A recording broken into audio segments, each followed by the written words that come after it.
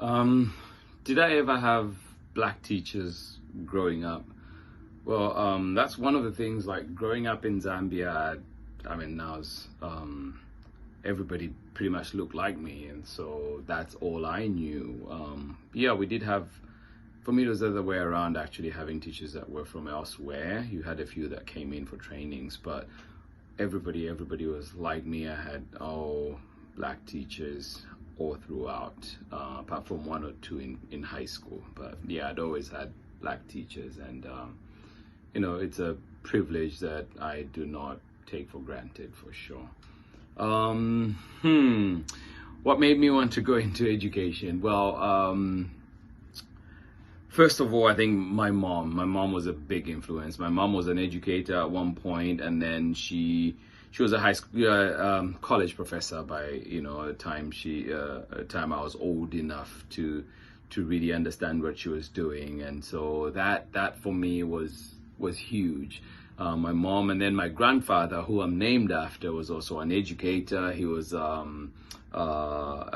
what would be a school principal here. And so that also, I think, because I was always referred to people, I was nicknamed teacher and so on. And so I think that was always with me. And I always enjoyed it too, because I tried out different programs at my high school where we had programs where you could tutor other students and so on. And I just enjoyed those moments. And then too, at church, I felt like that was a big one for me as well, because we went out, preached and talked to different people, the preparation of it, and then also just being out talking to people and feeling like I was imparting knowledge, and then seeing that realization when that people come to.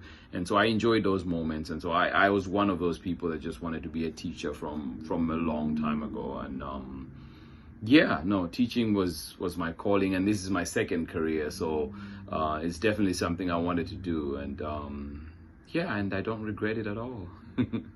And then what challenges did I face during my credentialing program? Well, there were many, but I think one of them was going through a program and not really seeing anybody that was like me.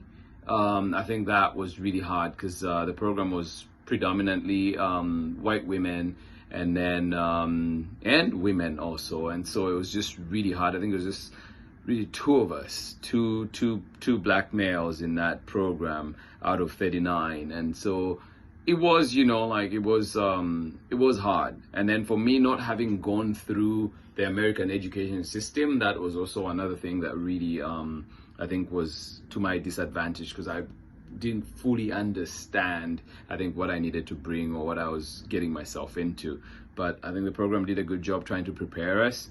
And then another thing too was just finances at that time, being able, I wish that school districts, or there were some incentives that would be made available to people who are in these programs. Yes, there were a few things here and there, grants that you could write to, but there more could have been done. More could have been done to make it easier.